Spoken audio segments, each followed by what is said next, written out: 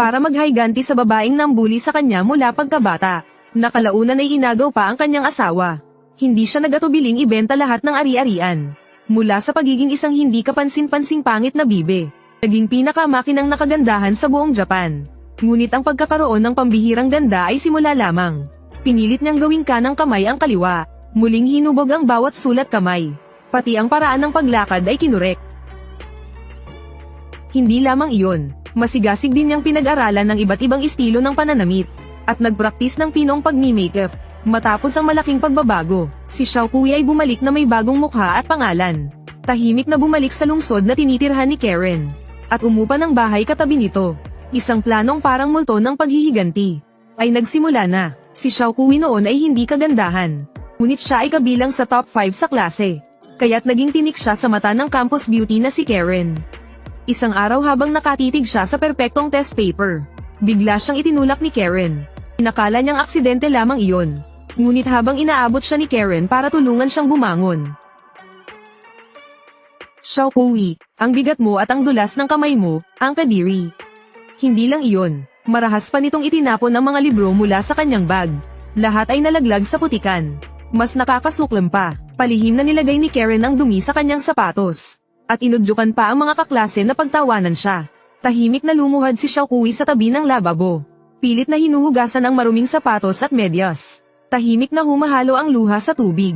Ang ganitong pambubuli ay nagpatuloy mula elementarya hanggang high school. Unti-unting dinurog ang kanyang tiwala sa sarili. Sa tuwing makikita niya si Karen mula sa malayo, agad siyang umiiwas. Ngunit kahit ganoon, ang kanyang desk at mga libro, hindi kailanman nakaligtas sa malisyosong vandalismo. Isang araw habang pinupunasan ni Xiaokui ang desk, aksidente siyang nakita ng campus crush. Sa hindi inaasahang pagkakataon, agad nitong kinuha ang basahan at tumulong. Ang biglaang kabutihang iyon, bahagyang nagpainit sa puso ni Xiaokui. Higit pa roon, laking gulat niya nang magtapat ng damdamin ng campus crush. Kung maaari sana maging nobya kita, sa harap ng tila panaginip na eksena. Agad yumuko si Xiaokui dala ng kanyang pagiging mahiyain. At tinanggihan ito dahil sa tingin niya ay hindi siya kaakit-akit at puro aral lang ang alam. Kahit masaya ako. Pero patawad, hindi pa man natatapos ang salita, lumabas bigla ang mga kaklase mula sa kanilang pinagtataguan. At agad humingi ng bayad sa pastang natalo. Lumabas na ang lahat ng iyon. Ay isang malupit na plano ni Karen. Para lamang makita siyang mapahiya sa harap ng lahat. Habang pinagtatawanan siya ng lahat, nangahas si Xiaokui at sumubok magsalita pabalik, ngunit lalo lamang siyang tinakot ni Karen. Dahil sa takot agad siyang humingi ng tawad. Patawad. Walang kahihiyan si Karen, at sinabing may lamok lang sa mukha ni Xiaokui kaya ito tinulungan. Ang tinawag nilang kabutihan, ay naging mitya ng mas matinding pagtawa. Buti na lang dumating ang guro, at pinatigil ang kaguluhan. Maya-maya, tinawag si Xiaokui ng guro sa klase, para harapin si Karen. Ngunit sa hindi inaasahan, si Karen ay umakting kaawa-awa sa harap ng guro, at binaligtad ang katotohanan. Isinisi ang lahat kay campus crush. Sa sandaling iyon, sa wakas nakarating siya sa kolehiyo, at doon hindi inaasahang nakilala ni Xiaokui si Jiping ng Astronomy Club. Nagkagustuhan sila agad, at mabilis na nahulog sa pag-ibig. Ang mga gabing tumitingala sa bituin, naging pinakamagandang alaala ni Xiaokui. Pagkatapos ng graduation, sila ay nagpakasal ng natural. Ngunit ang saya ay panandalian lamang. Hindi nagtagal matapos ikasal, madalas umuwing gabi ang asawa gamit ang dahilan ng overtime. Dahil sa masamang kutob, tinawagan ni Xiaokui ang opisina ng asawa. Hello, pakisabi kay Fujimura ng quality control. Si Fujimura ay umuwi na ngayong araw. Kung may kakaiba, may mali. Upang malaman ang totoo, nakipag-ugnayan siya sa isang pribadong investigador online. Lubos siyang nabigla, hindi lang may kabit ang asawa, kundi si Karen pa ang kabit na nambuli sa kanya noon. Upang iligtas ang kasal, diretsyong pinuntahan ni Xiaokui ang kumpanya ni Karen. Diretso niyang sinabi na dapat lumayo si Karen sa kanyang asawa, upang hindi na lumaki pa ang gulo. Ngunit imbes na umatras, naging mayabang si Karen. Hinayla siya sa gilid ng reception, at diretsyong sinabing si Jiping ay nagkaganoon, dahil sa kawalan ng kakayahan ni Xiaokui. Pagkatapos ay bumulong ng mapanuyang salita, saka lumalabas ang galing. Pagkasabi noon agad siyang umalis. Agad namang humabol si Xiaokui, pero sinadya ni Karen na mabangga ang klorera. at sinamantala iyon para bumagsak sa sahig. Hawak ang kanyang mukha ay malakas siyang sumigaw ng tulong. Agad dumating ang mga gwardya, at mabilis na pinigilan si Xiaokui. Walang paliwanag na itinaboy palabas. Si aktres Karen ay ngumiti, at mapanuksong nagpadala ng flying kiss sa kanya. Sa sandaling iyon, tuluyang nag-apoy ang galit ni Xiaokui. Pinilit niyang pumawala sa gwardya, at walang takot na sumugod kay Karen.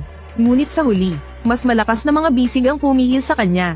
Habang nakatingin sa nakakatakot ng ngiti ni Karen, ang sigaw ni Xiaokui ay gumulat sa buong bulwagan. Mas nakakapanghina pa, pinili mismo ng kanyang asawa si Karen. Pwede akong umalis nang walang dala. Ibibigay ko lahat sa iyo. Kaya, pakiusap, pagbigyan mo ako. Sa puntong iyon, napilitan si Xiaokui na bitawan siya. Hindi niya alam, ang iskandalo ay kumalat sa buong kumpanya. Nauwi sa pagpaparesign kay Xiaokui. Pagkatapos burahin ang kontak ni Jiping, malungkot siyang bumalik sa kanilang probinsya. Hindi na mamalayan, lumipas na ang kalahating taon sa kanyang pagkawasak.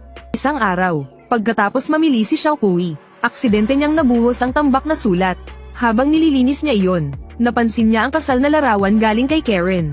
Habang tinitingnan ang masayang magkasama, sumabog ang matagal ng galit ni Xiaokui, at galit na galit niyang pinunit ang larawan. Sa gitna ng kanyang sakit, aksidenteng nakita niya ang isang poster ng plastic surgery. At agad siyang nakaisip ng malupit na plano ng paghihiganti. Lumipat ang eksena, nakahiga si Xiaokui ng buong tapang sa operating table. Ginamit niya ang lahat ng ipon at perang nakuha sa diborsyo, at itinaya ang lahat sa plastic surgery. Habang dahan-daang inaalis ang puting tela, isang bagong mukha ang lumitaw. Ang dating Xiaokui ay wala na. Ngayon siya ay si Itojin. Isang palaso ng paghihiganti na walang balikan. Ang tray bowl sa kanyang kamay ay unang hakbang ng kanyang plano. Upang makalapit kay Jiping, nag-apply si Xiaojin sa flower shop na madalas niyang puntahan. Dahil sa kanyang kagandahan agad siyang natanggap. Isang araw, dumating si Jiping upang bumili ng bulaklak. Ito ang unang pagkikita nila. Matapos maging Xiaojin si Xiaokui, kahit magkalapit sila, hindi man lang siya nakilala ni Jiping. Pagkatapos ay inayos ni Xiaojin ang bouquet, at sadyang naglagay ng isang berdeng tray bowl sa gitna. Ngumiti siya at ipinakilala kay Jiping. Ito ay espesyal na pinalaki ng aming shop na tray bowl. Ang kahulugan nito ay swerte, ngunit hindi niya alam, ang tray bowl ay may isa pang kahulugan. Pag-uwi ni Jiping, nang makita ni Karen ang bouquet, agad niyang niyakap si Jiping, na may ngiti ng kaligayahan. Ang tagpong ito, ay pamilyar na pamilyar kay Xiaojin. 3 taon na ang nakalipas, naramdaman din niya ang ganoong kaligayahan. Maganda, hindi ba? Ngayon, puro puot na lang ang laman ng kanyang puso. Pagbalik niya sa inuupahang silid, itinabi ni Xiaojin ang sabaitan ng damit. Nakabalot sa dingding ang mga litrato ng pagtataksil ni Jiping noon. Bawat isa ay marka ng kahihiyan. Sa pamamagitan ng telescope, nakita ni Xiaojin ang dalawang magkasabwat. Agad bumalik ang alaala. Ang mapanuksong ngiti ni Karen. Hinding-hindi niya malilimutan. Ang tray bowl na dinala ni Jiping pauwi, ay magiging bangungot ni Karen. Alam ko ang isa pang kahulugan ng tray bowl. At iyon ay... Nang magbalik sa katinoan si Xiaojin, kinuha niya ang larawan ng kasal ni Karen, at tumayo sa harap ng salamin. Ngunit bigla, namatay ang ilaw. Sa isang iglap, lumitaw sa salamin ng dating Xiaokui bago ang operasyon. Dumating na ang oras ng paghihiganti. Una si Fujimori Jiping, ikaw. Handa siyang magsakripisyo, upang gawing pinakamagandang babae sa Japan ang sarili. Lahat ng ito, ay para lamang maghiganti sa nambuli sa kanya noon. Nakalaunan ay inagaw pa ang kanyang asawa. Ang kanyang asawa para lang makasama si Karen. Naging parang aso, lumuhad at nagmakaawa sa harap niya. Pwede akong umalis nang walang dala. Ibibigay ko lahat sa iyo. Kaya, pagbigyan mo ako. Ang paghihiganti ni Xiaojin, ay magsisimula sa kanyang ex-husband. Habang kumakain si Jiping kasama ang mga kasamahan, maingat niyang isinagawa ang isang aksidenteng pagkikita. Dala ang isang pinggan ng pagkain, at nagkunwaring hindi dumating ang kanyang kaibigan. Kaya't ibinigay niya ito sa kanila. Dahil pamilyar ang kanilang mga mukha, napansin ng mga katrabaho ang kagandahan ni Xiaojin, at masiglang inanyayahan siyang makisalo sa pagkain. Hindi na rin tumanggi si Jiping. Ito ang unang pagkakataon mula nang magpa-opera si Xiaojin, na nakalapit siya kay Jiping. Halo-halong damdamin ang naramdaman niya. Matapos ang hapunan, Sabay silang umuwi ni Jiping. Sinamantala niya ang pagkakataon, at nagsimulang pag-usapan ng paboritong astronomiya ni Jiping. At totoo ngang epektibo iyon. Biglang nabuhayan si Jiping at naging masigla. At nagsalita ng walang tigil. Ang kanilang magkatulad na interes ay mas lalong naglapit sa kanila. Ngunit hindi alam ni Jiping na unti-unti na siyang nahuhulog sa bitag ng kanyang dating asawa. Nang makita ni Xiaojin na tama na ang oras, agad siyang nagmungkahi na uminom sila. Sa simula nag-alinlangan si Jiping. Natatakot na baka pag-alitan siya ni Karen at ipaluhod sa durian. Ngunit nanaig ang pagnanais na uminom kasama ang isang kausap. Kaya dinala niya si Xiaojin sa paborito niyang bar. Ang may-ari ay si Tonggu, na halatang hindi ordinaryong tao. Habang abala sa masayang usapan sina Xiaojin at Jiping, isang mapanuksong anino ang biglang lumitaw. Laking gulat ni Xiaojin nang makita na si Karen pala iyon. Palihim pala siyang ipinatawag ni Jiping dahil takot na magalit ito. Ang hindi inaasahang pagkikita ay nagpatibok ng mabilis sa puso ni Xiaojin. At dala ng kaba, agad siyang tumakbo papasok sa banyo. At ang lahat ng iyon ay nasaksihan ni Tonggu habang nakatitig si Xiaojin sa salamin. Biglang pumurap ang ilaw sa kakaibang paraan. Sa isang iglap, lumitaw ang sarili niyang parang mommy. Sinabi niya kay Xiaojin na ang pangit na Xiaokuya ay matagal nang patay. At ngayon ay mayroon lamang magandang ito Jin. Dahil sa dalawang salitang iyon, nawala ang lahat ng kanyang pagdududa.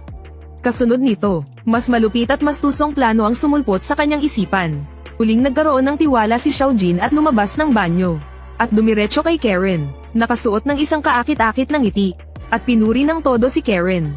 Ang galaw na ito ay tumama sa kayabangan ni Karen. At agad niyang nakuha ang simpatsya nito. Bago umalis, idinagdag pa ni Karen si Xiaojin sa kanyang chat. At nangakong lalabas silang kumain kapag may oras. Pagkaalis ni Karen, agad na nawala ang ngiti ni Xiaojin. At nang siya ay paalis na rin, hinarang siya ni Tonggu, dahil ang peking kabaitan ni Xiaojin ay agad nabasa ni Tonggu. At diretsahang sinabi na may malalim silang alitan ni Karen. Sa ilalim ng mapanuring tingin ni Tonggu, nagpanggap si Xiaojin na kalmado. At agad na itinanggi, kahit hindi na siya tinanong pa ni Tonggu. Ang tila kakayahan nitong makita ang lahat ay nagdulot ng matinding kaba kay Xiaojin. Kinabukasan ng hapon, nagkita muli sina Xiaojin at Karen para sa tsaa. Pagkaupo pa lang, ipinakita na agad ni Karen ang kanyang account na may milyon na followers. At pinuri siya ng todo ni Xiaojin, matapos kumain ng ilang kutsara ng ice cream. Lalo pa niyang inalipusta ang dating asawa ni Jiping. Ngunit hindi niya alam na ang kanyang tinutukoy ay nasa harap mismo niya. Lalong nagngit-ngit si Xiaojin habang nakikinig. Ngunit pinilit niyang pigilan ang sarili. Sinikap niyang huwag magpakita ng anumang bakas. Pagkatapos kumain pumunta sila sa tindahan ng panlalaking damit. Pumili si Karen ng makulay na kurbata para kay Jiping. Ngunit natakot na baka hindi ito magustuhan. Kaya hiniling din niya kay Xiaojin na pumili. Alam ni Xiaojin ang panlasa ni Jiping. Kaya pumili siya ng mas simple at elegante. At ang hindi nakakaalam na si Jiping, mas nagustuhan ang pinili ni Xiaojin. Agad namang nagselos si Karen. Ngunit nang makita ni Xiaojin si Jiping na suot ang kanyang kurbata, iyon ay inaasahan na niya. Ngunit lihim siyang natuwa nang malaman niyang para sa anibersaryo nila ni Karen iyon. Nag-alok si Xiaojin ng tulong. At nangakong bibigyan si Karen ng hindi malilimutang alaala. Agad namang pumayag si Jiping. Pagkatapos pumunta sila sa cafe para pag-usapan ng detalye. Si Jiping ang bahala sa pag-order. At si Xiaojin sa pag-deliver. Para mas madali ang komunikasyon. Idinagdag din ni Xiaojin si Jiping bilang kaibigan. Dumating ang araw ng anibersaryo. Umalis si Jiping na puno ng pananabik. Ngunit hindi niya alam na isang unos ang naghihintay sa kanya.